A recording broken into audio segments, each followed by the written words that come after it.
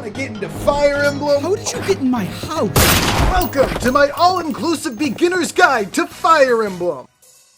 Now I know what you're thinking. I know everything, but that's besides the point. You want to know which game is the best jumping off point for the series? Well, most people will tell you to play Awakening or Sacred Stones, and those are people that you shouldn't associate with. Those games will give you terrible habits that will do nothing but bring you pain in the long run. You see, these games give you spots to grind for XP on the map, which pretty much trivializes any difficulty the game would otherwise have. And that temptation is too powerful for weak-willed whelps such as yourself. Isn't that right, weak-willed William?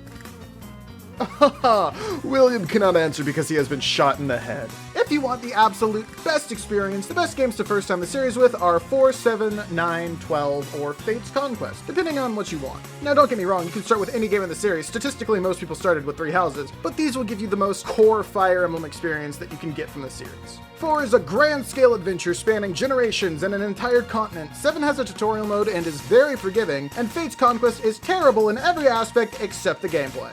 Now that you've decided on your game, let's load it up. The game will usually drop you in the first map with some variable combination of characters, typically including a Lord, a Healer, a Jack Paladin that can solo the first half of the game, and some assorted fighters. Now your first instinct upon hearing about that Paladin I just mentioned is to either be, wow, this unit is far too good to be true, there must be some inherent downsides I'm overlooking, so I'm just not going to use them at all. Or, yes! Yes! I have the power! But you need to suppress both of these urges, because while you shouldn't solo entire maps with the Paladin, the game is going to be outright miserable if you ignore them entirely. The rest of your characters will heavily vary in strength. Check their stat page to see their numbers. Now that you see them, what do they mean? The 3 main important ones are speed, strength, and defense. Speed typically lets you attack twice and makes you not get attacked twice. If you've got high speed and you're not doubling, check the game cartridge because that probably means you're playing FE4, where you need a specific skill to double people. Strength and defense are 2 sides of the same coin. Strength minus defense equals damage. Simple, right? Wrong! If strength is the head side of the coin is wearing a hat called might. Might is determined by the weapon that you're using. There's also the magic stat, which is just the strength stat, but only for magic stuff, like tomes and elemental weapons. And resistance is magic defense. Very simple and clean so far, yeah? No? I don't care. The other main stats in this game are skill and luck, both of which I had to Google the purpose of. Because they don't actually matter that much. Skill affects hit and crit rate. The higher your skill, the more likely you are to do good hit. High luck, hit, good, very, yes! Oh look! You leveled up. This unit just became slightly stronger. Hopefully. Level ups are usually just your units rolling the dice to see what they get. Different units have different % chances of what they might get from a level up, but the one thing that they all share in common is that they are at the mercy of the RNG gods. You might get a free pizza, or you may get nothing. If you get nothing good too many times, it may be time to put ye old doggy on the bench. You're probably better off just subbing in someone a little less pathetic. Ooh.